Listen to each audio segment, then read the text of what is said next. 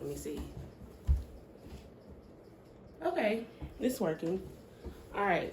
So today's video is about tree magic and uh, how I used trees to ascend and how trees used me to get messages out here. I felt guided to do this video because it's winter time, it's cold where I am. I'm in Ohio and it's been very cloudy lately and there has not been much access to the sun, and I usually like go outside, walk around, and just, you know, get in tune with nature. And since it's been a little cooler, I haven't really been doing that, even though that's not necessarily an excuse, because you can like layer up and stuff. But I felt guided to do this video because hopefully it'll reach the people that it's supposed to reach. And with it being cold in wintertime, I was guided to bring more plants into my home just to be in tune with nature, or you know, and exchange energy and whatnot. So yeah, this video is going to be about tree magic, and I'm going to link another video below as well. It's like how I initially got started with doing magic with trees. And I got some bullet points down. So history and ancestry, the frequencies and how they communicate in giving offerings. So as far as the history of trees are like almost the oldest thing on the planet. Yeah, I think that's pretty accurate. Trees are like the oldest thing on the planet. They're older than humans and they're older than animals. So trees pretty much witnessed everything, like the evolution of all wildlife, the evolution of human life. And it sounds, you know, weird or funny to say, but like trees really be having the tea. Like they really have all of the scoop. So that's as far as like historically, like trees are like the oldest thing on the planet other than like water, I guess. And now ancestral wise, trees are important in our ancestry because if you are an African American or a Black person or somebody who has ancestors that were in this country during a certain period of time, you may or may not have had an ancestor who was hung in a tree. And I recently came up on this discovery where like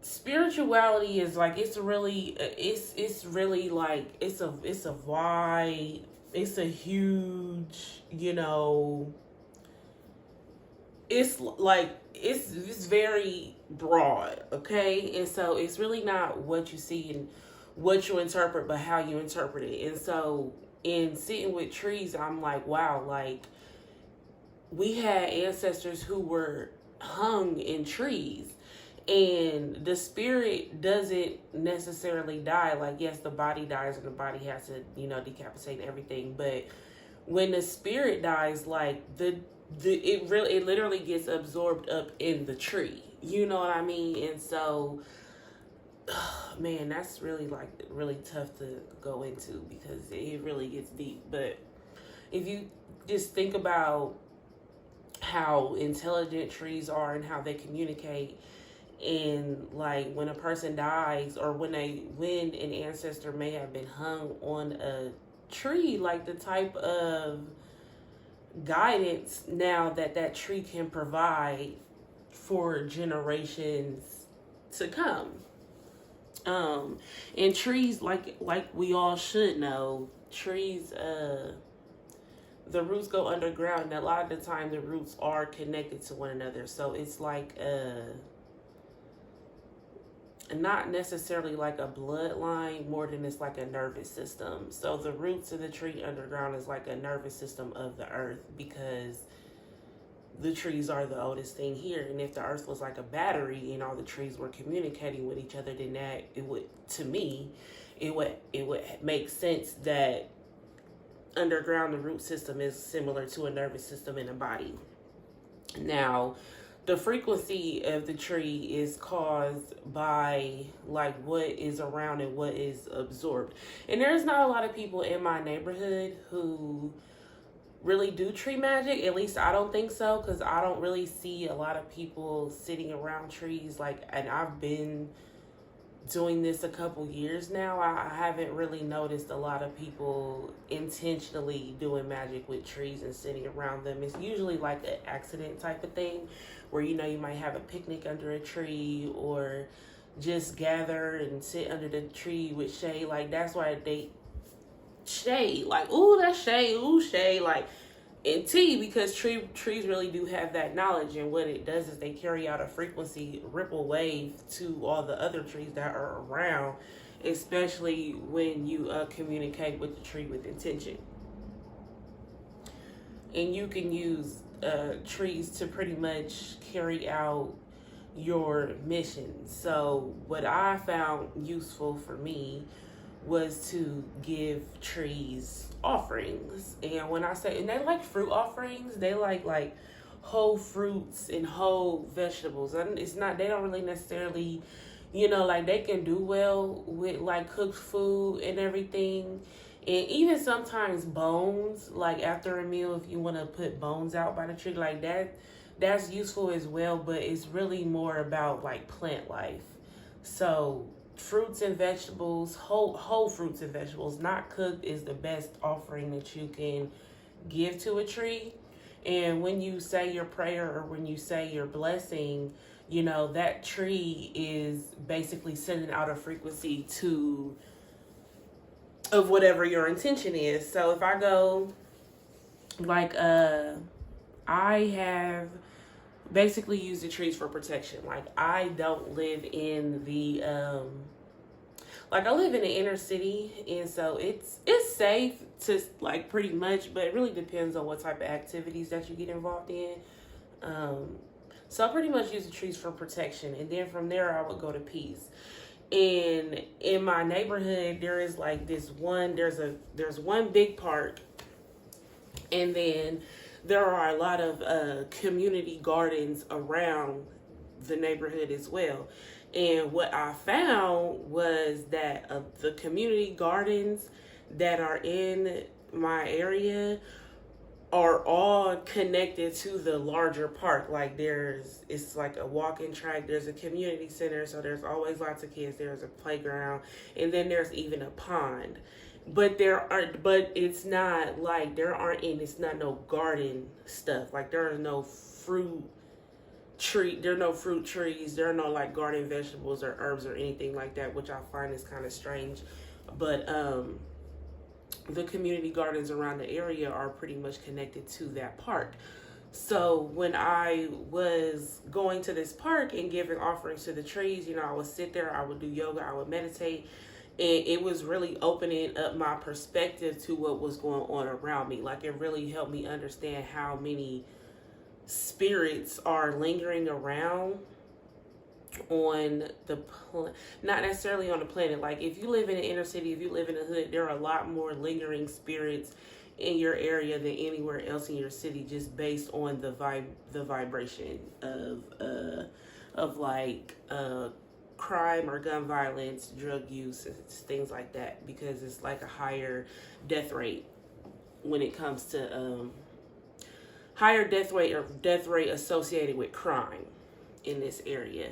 And trees, you know, they pick up on that, and it's not very often that someone can come around and actually interpret that with words and really understand what's going on when it comes to the wave of vibration that cloaks the area. And if you watch another video, you know exactly what that means. So from this tree, and it was like a big main tree. If I have a picture of it, I'll post it in this video somewhere. But there was like a huge tree in this park. It was the biggest tree, and then in front of it, it was a tree stump. The tree stump was like tall, high up to my waist, and then it was literally a portal. You could see down into the ground. And if you know anything about portals, like, it's a connection to another dimension. And this actual portal was shaped like someone meditating. And I will definitely get a picture in here somewhere because I know y'all probably not gonna believe me, but it was like super dope. And I used to always like stand on this tree, something like it was huge, like huge up here, huge. And I would just go and I would sit on it. Sometimes I would meditate there. I would like sun gaze and just kind of just relax and kind of even forget where I was sometimes. And I would even put fruit offerings down in the portal, thanking God and, you know, the ancestors and the trees for protecting me in this area and also helping me fulfill my mission, because there are a lot of distractions that come with living in the inner city, especially when you are chosen. But now I'm starting to realize, like, there are no accidents, and I'm definitely in this location for a reason. And so I just have to remain faithful in that and continue to do what it is that I feel like I'm guided to do. Now, to the garden. So I would find going, like, from the park, I would go hang out at the park. You know, I would usually go by myself. I've taken a few people there, but it's like what I find is people who don't necessarily do spiritual work on their own in their home from day to day is not really going to get affected the same way as somebody who does.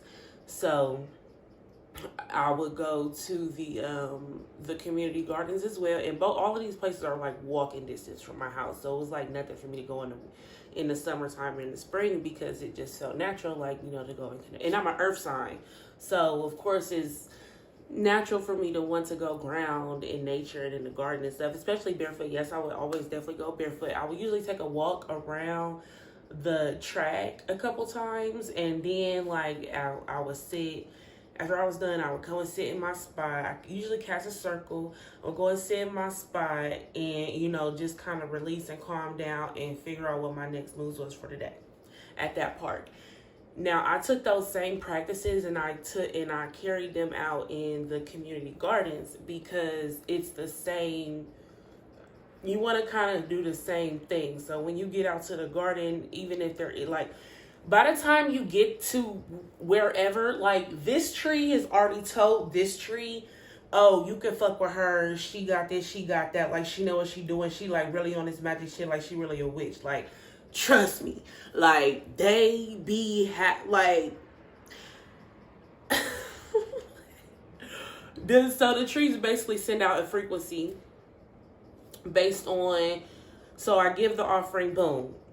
Here's the tree is thankful, it's like, oh my gosh, you can hear me, sends out a wave and frequency out into the whole neighborhood. And so now it's like all of these trees pretty much know who I am based on the work that I've done at the gardens and at the parks. And this is all coming off the top. Like, I didn't really write anything down before this other than like bullet points. So yeah, and then offerings, frequencies, and how they communicate in history and ancestry. So yeah, now I haven't really buried anything by the tree, just because I don't be liking people to know if I'm burying something. And it was usually a lot of people at the park, and then it's a public park, so I I don't really bury things there. I more like just pour out libations and leave fruit offerings and whatnot. Now at the garden, I will bury stuff because it's like more natural and it doesn't really look as suspicious. And gardening is actually very witchy. It's super witchy. It's super witchy as fuck. And so yeah, it'll be easier to bury stuff when you go to the garden versus like just trying to bury stuff by a tree. But like I said, I will link the other video how I pretty much got started with doing tree magic. And I didn't like follow his exact steps, but I just went in and sat with the tree and just felt like what I was guided to do. And now like maybe next year or like next spring or next summer, I would feel like more comfortable like maybe burying stuff and like doing more intentional rituals with the tree, maybe with other people. I'm not sure. I really like doing this stuff by myself because like because you want the energy to stay pure, which is really not hard to do. Like, you know, your vibe attracts your tribe, so it wouldn't be a hard thing to do to attract the right people with pure intentions, you know, to just hang out and tree hug all day. I do want to look in this book. And this is really like why I just not why I decided to do the video, but I was already wanting to do the video for a while, and then I was guided to pick up this book from my bookshelf in the basement, and I just opened up the book. I didn't like go through and search for anything. I literally just opened it up, and it landed on the tree page. And this is Signs and Symbols.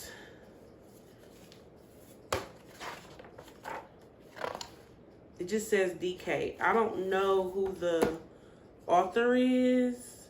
The back says, decode the secrets and uncover the origins and meanings from over 2,000 signs and symbols, from ancient hieroglyphs to modern day logos.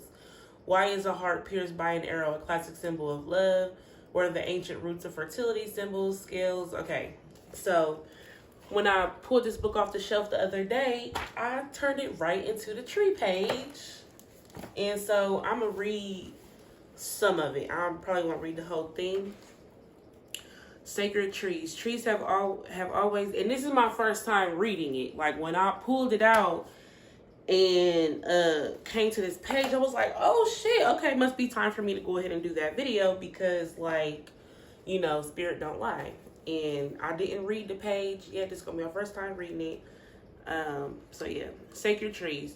Trees have always been seen as powerful symbols of life, death, and renewal, and some are deemed sacred. And I definitely believe that, because when I tell y'all the portal in this stump of this tree looked like a person sitting meditating, like that's exactly what it looked like. And honestly, like I know I'm in Ohio, like in the northern states, and there may not have been much racism up here, but there was still some, I guess. They're associated with fertility, knowledge, protection, and creation.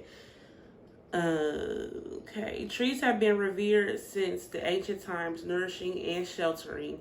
They represent the Great Mother, and they stand as natural monuments to the eternal cycle of life, death, and time itself, marking its passing in annular rings rooted in the soil of the world, yet reaching skyward and link heaven, earth, and fertilizing waters, a symbol of the universe and creation. Okay, I'm gonna pause right there, because I didn't necessarily realize that they did link heaven and earth, which makes sense, because the frequency that trees put out is not like it's not like with your voice. You know what I mean? Like trees don't communicate that way. Like they communicate through frequency. It'd be like almost like a siren or a bell, that kind of thing. So if somebody rings a siren for I don't know, however far away, it's like you're definitely still going to hear it. It's kind of the same idea with a tree. The frequency will reach out pretty far. So that makes sense for it to reach heaven and earth, because if trees was here before humans and before animals, it was like they only could communicate with God, right? Okay. Cosmic trees. The cosmic or world tree appears in mythology and many cultures and represent the dynamic life force. The tree is usually a tree that is particularly significant in the region it serves as an axis, connecting the underworld. That portal was, listen, I can't wait to show you a picture. Let me see. Underworld, heaven, and earth. In many cultures, a tree grows in paradise or at its peak in a sacred mountain. Its upper branches may contain birds representing heavenly messengers. Yes, like a little birdie told me. Okay, and I make these like feather earrings because I wanted to use. I wanted to tap into like that energy. So I got black earrings for the crow energy. I got pink for flamingo, and I have red for cardinal, because cardinal is our state bird. And my rising sign is a cardinal sign, is Aries. And so maybe I'll wear a pair in the next video. Okay. Let's see.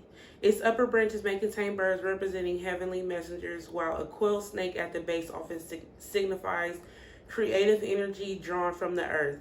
The cosmic tree may symbolize the means through which humans can overcome their base nature and ascend towards spiritual illumination. Yes, that's exactly what I did. And I didn't know I was doing this at the time I was doing it until like it's so hard to explain with words. Like it's really something that you can only experience. So it's like it's yeah. Okay. It is often linked to myths concerning the birth of humans. So, tree of knowledge. The biblical tree of knowledge of good and evil represents duality and separation of nature and the divine. The snake is temptation, while the fruit represents forbidden knowledge.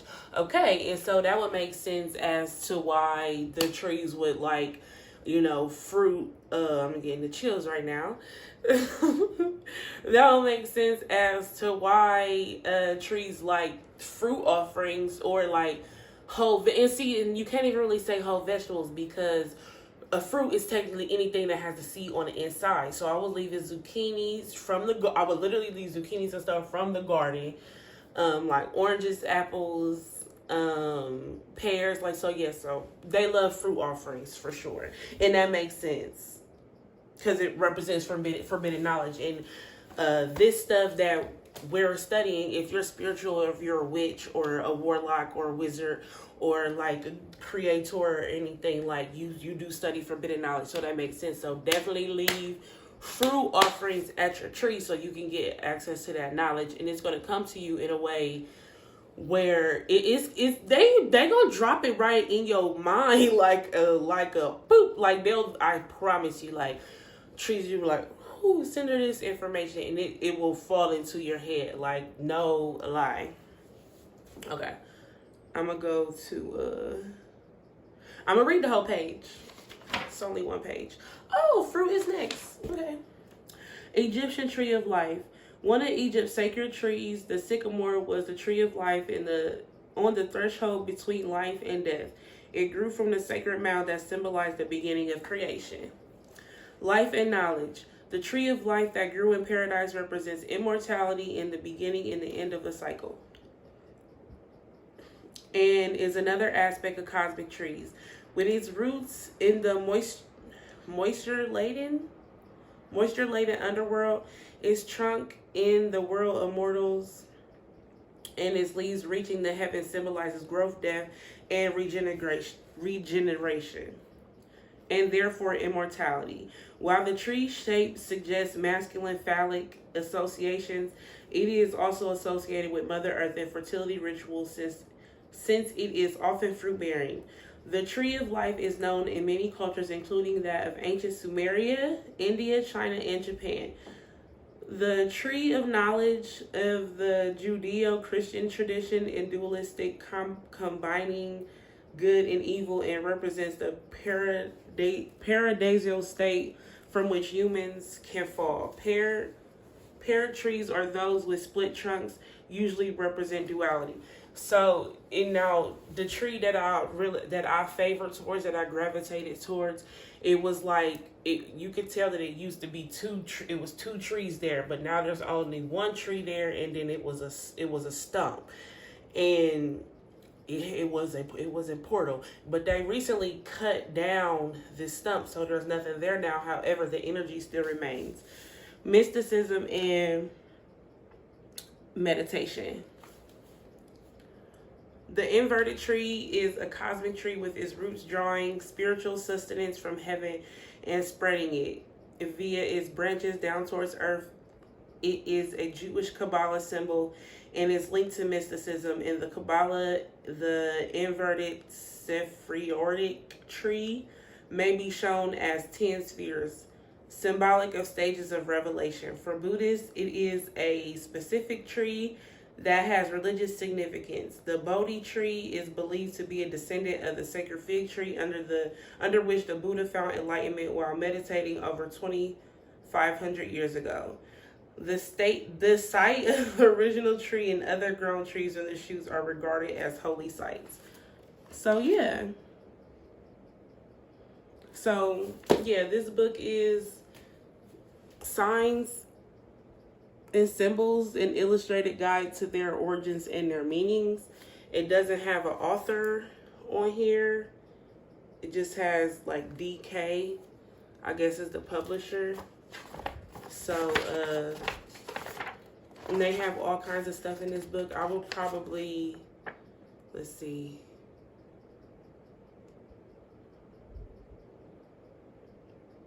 DK Publishing. So yeah, I'll probably use this book as a reference in a lot of my videos.